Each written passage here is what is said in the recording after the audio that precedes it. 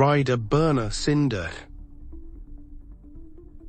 The heat shimmered off the collapsed skyscrapers, distorting the already broken skyline. Dust devils danced across the rubble-strewn streets of old Viridia. AIart Cinder burner, as some call me, was already sweating through my scavenged suit. My chrono was flashing red. Temporal distortion spike sector gamma 9, not good. Those spikes meant anomalies, and anomalies meant trouble, a lot of trouble. A half-collapsed building groaned nearby, a sickening sound that always set my teeth on edge. This wasn't just about finding usable tech anymore. Something was actively wrong with time itself, right here, right now. I dug deeper into the wreckage, following the distortion signature. It led me to what was once a research lab, Chronotech Solutions. The irony wasn't lost on me.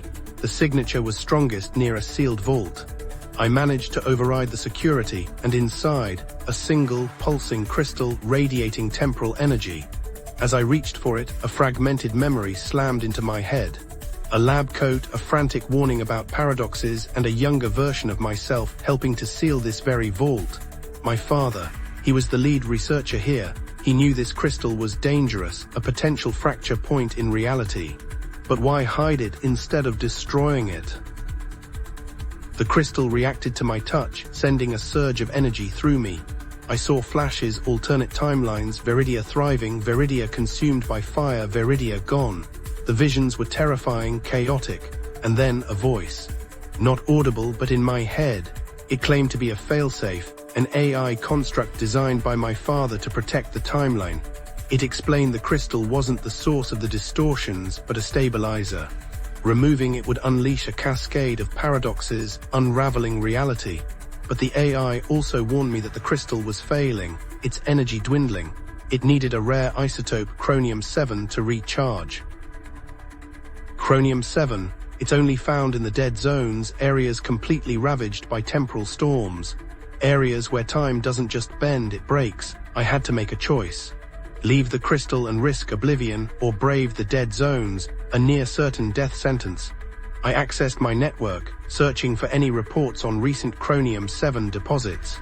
An old transmission from a prospector team surfaced, pinpointing a location in Sector Delta 4, a particularly volatile zone.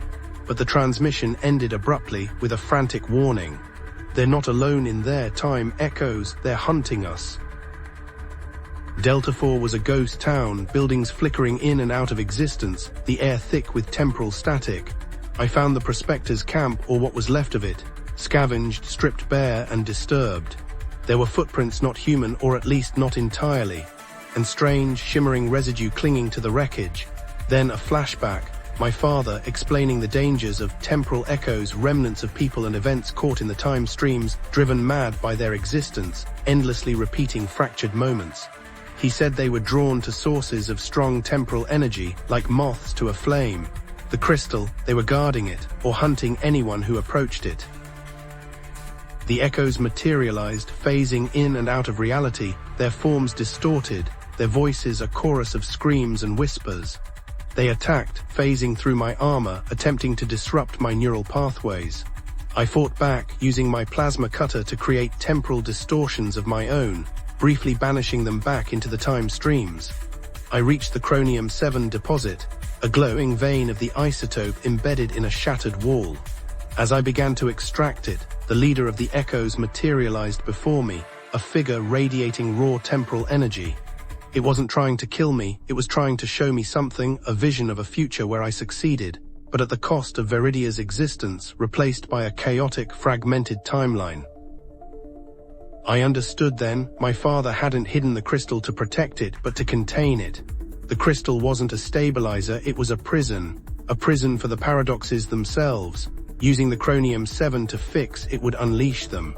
I deactivated the extraction process, sealing the deposit once more. The echoes, sensing my decision, slowly faded away. Returning to the vault, I recalibrated the containment field, reinforcing the crystal's prison. It was a temporary solution, a holding action, but it bought us time. Viridia remained, fractured and scarred, but still here. I may not have prevented the paradoxes, but I'd contained them. For now, that was enough. Burner doing what he does best, containing the fire.